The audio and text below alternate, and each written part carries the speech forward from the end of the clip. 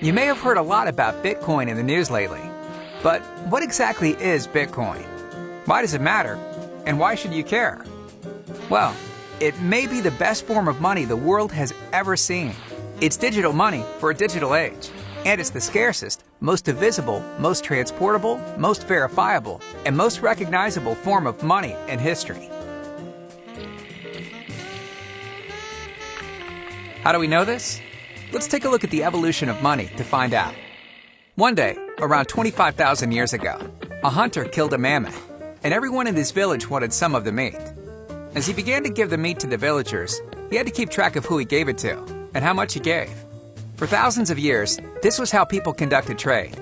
Since there was no ledger to track who owed what, everyone was forced to keep track of their own debts. But what if he could come up with some sort of ledger that kept track of who owed him and how much they owed?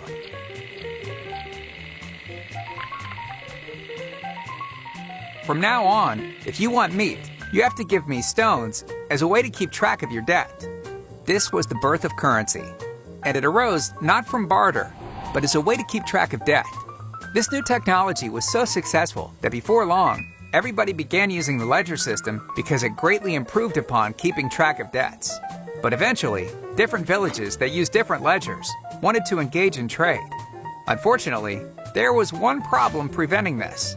They needed a universal ledger, something that could serve as a universal form of money so people could interact with others outside their own community. But they couldn't just use anything. To establish a system that would work on a large scale, they had to pick something that was universally scarce, divisible, transportable, durable, recognizable, and fungible.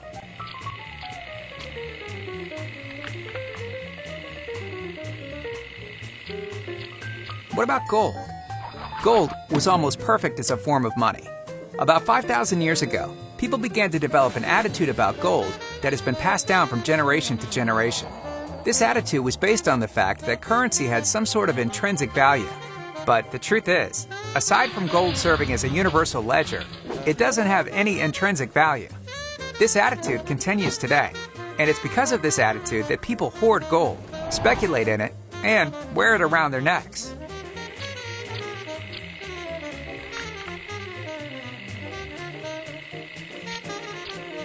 Gold served us well as a currency, but throughout history, people have been constantly seeking to utilize new technology to improve the economic system.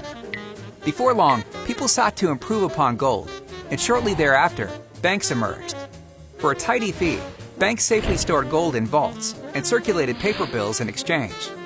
Around 40 years ago, we saw yet another development in currency when we decided to start using credit cards and debit cards.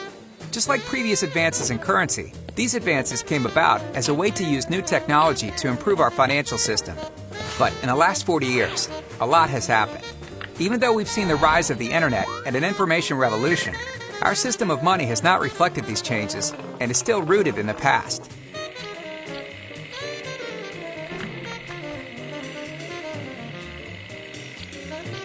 Enter Bitcoin, the first form of truly digital money.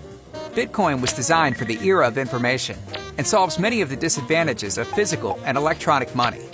Bitcoin is the first scarce digital resource to ever exist. By design, there will never be more than 21 million Bitcoins. Bitcoin is divisible. One Bitcoin is made of 1 million bits. Bitcoin is frictionless. You can send Bitcoin by email, text message, or even paper, for free and in real time. Bitcoin is verifiable. It uses advanced cryptography and cannot be faked. Bitcoin is global. Like the internet, Bitcoin is decentralized. It's not controlled by anyone or any country. Bitcoin is open source. It does not have a single owner, but we all own it. There's a pervasive myth that money exists because the government creates and supports it.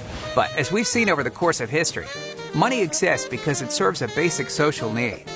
For over 25,000 years, we've utilized the latest advances in technology to improve upon our system.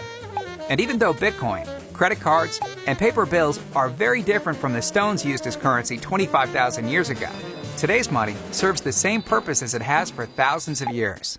It's a ledger that's used as a store of value, as a medium of exchange, and as a unit of account. Bitcoin may be the most important social experiment currently in existence. Over the next couple of decades, we may witness a phenomenal transformation where we abandon the gold standard after 5,000 years and replace it with Bitcoin.